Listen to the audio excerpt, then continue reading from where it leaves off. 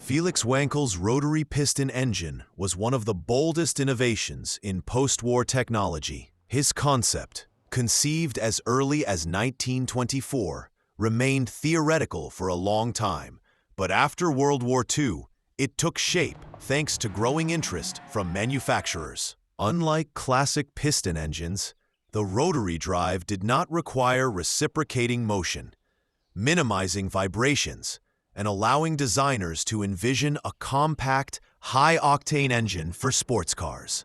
Daimler-Benz, Rolls-Royce, Mazda, and NSU, among others, were involved in the project, providing the strongest support for Wankel.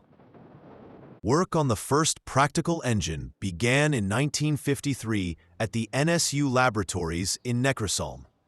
In February 1957, a prototype was successfully run on a dynamometer, confirming the design's potential for practical application. The rotary drive proved surprisingly stable at high RPMs, and its compact dimensions allowed for flexible chassis design. NSU saw an opportunity for profit and prestige, to pioneer something that could revolutionize the automotive industry. The following years were marked by experimentation and refinement of the chamber's shape. The result of these efforts was the debut of the first production car with a rotary engine, the NSU Wankel Spider, presented at the Frankfurt Motor Show in 1963. The tiny roadster was a breakthrough not only for the company, but for the entire industry, demonstrating that a rotary engine could operate reliably, even outside the laboratory.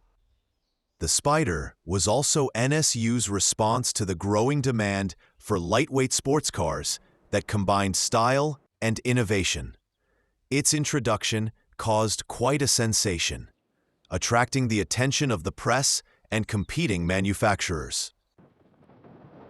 The single-piston KKM 502 engine, displacing 497 cubic centimeters, generated around 50 horsepower and revved to 8,000 RPM. Located in the rear, it distinguished itself by its low weight and exceptional refinement, particularly appreciated by drivers accustomed to nervous four-cylinder engines. The Spider weighed just over 700 kilograms, allowing it to reach speeds approaching 160 kilometers per hour, a figure worthy of a small roadster. It also offered smooth, virtually vibration-free acceleration, one of the greatest advantages of a rotary engine. Stylistically, the Spider was based on the lines of the Sport Prince, also designed by Bertoni. The Italians gave it a light and sporty character, perfect for weekend driving. The soft top roof, low driving position, narrow pillars, and panoramic windshield gave it the charm typical of European roadsters of the 1960s. The interior, though simple, was meticulously crafted, featuring a set of round dials and a slim steering wheel.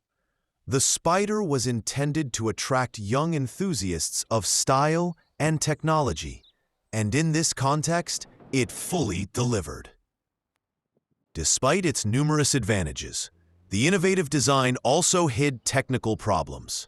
The most serious was the durability of the apex seals, responsible for ensuring the tightness of the working chamber. They wore out faster than expected, and in extreme cases, required expensive repairs.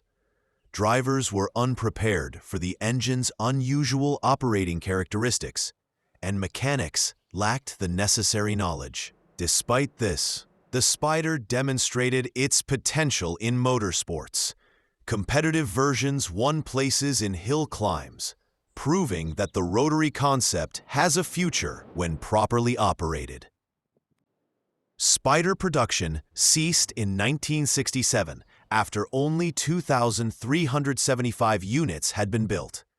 Its technological successor was the NSU Row 80, a luxury sedan with a two-piston rotary engine, which was named Car of the Year. However, it was significantly more technologically demanding, and the engine's underdeveloped durability proved disastrous for NSU's budget. A growing number of complaints and costly warranty repairs brought the company to the brink of bankruptcy. Volkswagen, already cooperating with NSU, eventually acquired it in the late 1960s. Although the NSU story took a dramatic turn, the Wankel Spider remains a symbol of courage and creative thinking. It was the car that not only paved the way for the rotary engine into mass production, but also demonstrated that a small company could challenge industry giants. Its rarity makes it sought after by collectors today, and well-preserved examples command high prices. It also stands as a tangible testament to a time when innovations were born from passion, not tabular calculations. Felix Wankel, despite creating one of the most extraordinary engine concepts of the 20th century, never obtained a driver's license himself. His invention, however, is indelibly etched into automotive history. From the NSU Spider and Row 80, through the Mazda RX, to the experimental designs of Citroën and Lada. As the first production car with such a drive, the NSU Wankel Spider remains a milestone of its era, proof that true revolutions often begin with a small, unassuming roadster with a big idea under the tailgate.